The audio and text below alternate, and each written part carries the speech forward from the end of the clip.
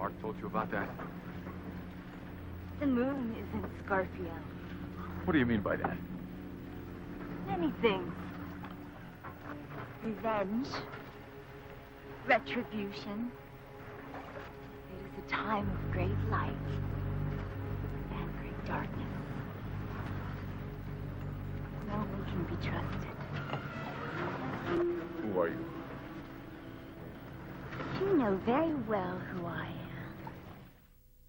And now here's my version of that scene, which includes Bert's death.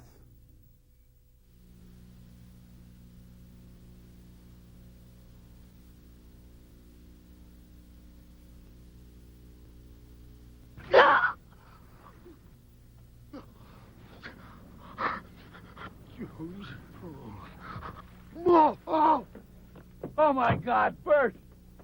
Jesus! Easy. Oh, Easy. Bert, who did it? Easy. Jesus, Bert. Oh, Bert, who did it? Well, did you kill him too? What the hell are you talking about? We were below decks when it happened. Yeah, where were you, Isabel? Well, who shot him? Yeah, Isabel, who shot him? Well, maybe it went off by itself. Yeah? Or maybe one of us pulled the trigger. Yeah. Or maybe it was the wind, huh? The wind. And the old wind.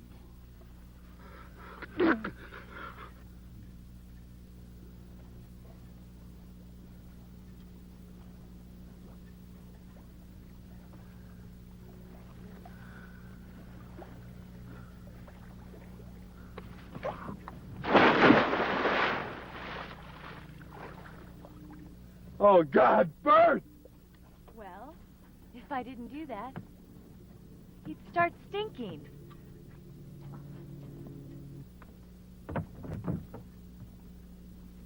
There's no key. There's got to be another key somewhere.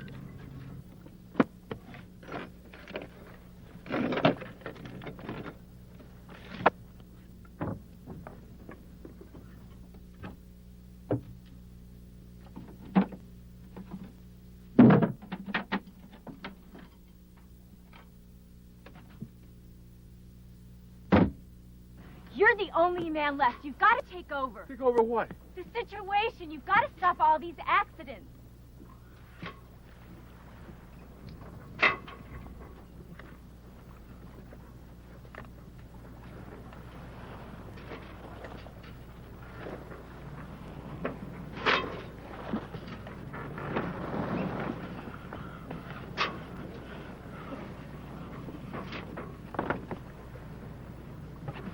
Are you afraid of the water?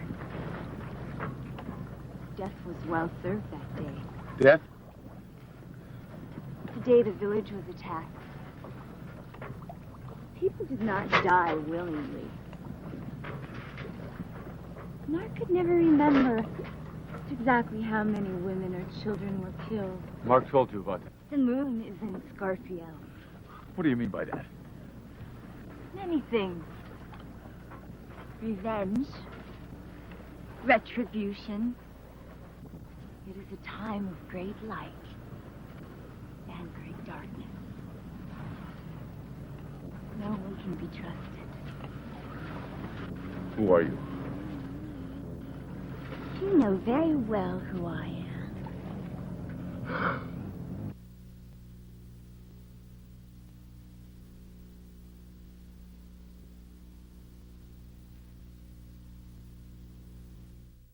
Well, anyway, the producers finished the movie the way they wanted. They got what they wanted, and I was embarrassed to ever show the movie to anybody.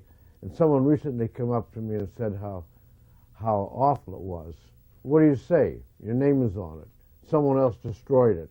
That's the whole point of it. This happens to a lot of people. It happened to Orson, happened to Cassavetes with the studio work, etc. And plenty of directors today go through the same experience. There's not much you can do about it. The one pet peeve that bothers me, though, is when someone puts their name, a Joe Schmuck film, or, you know, a Harry Smith production or something. You know, that should be reserved for Hitchcock or Wells, Renoir, Chaplin, a film by. It's very important. I think you should only put your name on a film like that when you do everything. When you write it, you direct it, you edit it, and you produce it. You see over every element of it. Not just you step in as a director and step out and suddenly it's your film. But anyway, this is well accepted now, and everybody does it except Woody Allen, who never puts a Woody Allen film. Well, you respect him for that.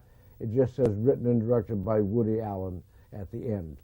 Anyhow, Molin and Scorpio went on to make $1.5 million.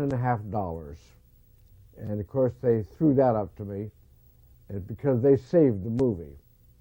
And it did play all over the world on home video. I've seen it in many countries, and they were quite happy with the results themselves. I met Gary Graver several years ago through a friend, at which time he had already done one little movie and was in the midst of filming his second. He needed a little bit of guidance in editing because that's one of the things he had never done before. So Gary and I got together and we looked at what he had and talked about it, showed Gary what I would have done, points of interest in movies and where you cut and where you don't and so forth, which he got onto very rapidly. And we formed sort of an interesting friendship.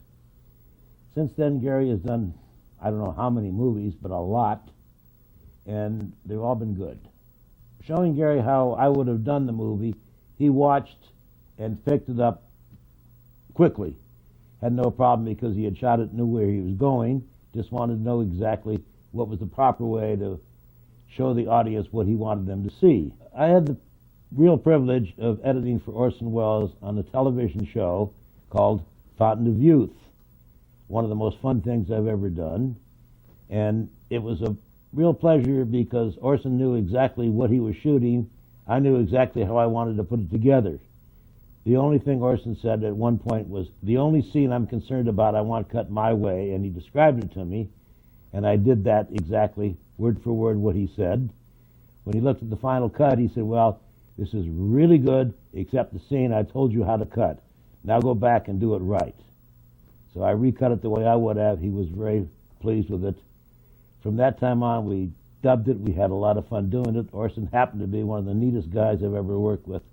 It was fun, had great ideas, would change on an instant. Hey, let's go this way, it's better than that way. And he was always right.